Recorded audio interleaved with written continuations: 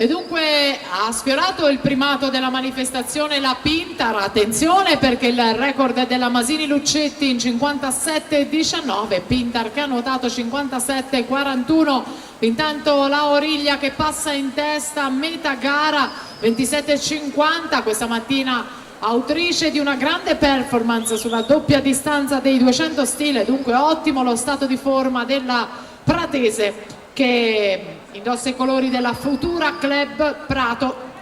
che appunto si sta proiettando a una grande prestazione anche in questa sede di qualificazione. Andiamo a vedere il suo crono, Joele Maria Origlia per il tocco 57,50, 9 centesimi dalla Pintar, dunque una bella battaglia si prevede per la finale, una finale che avrà la composizione ufficiale solo dopo la settima ed ultima battaglia.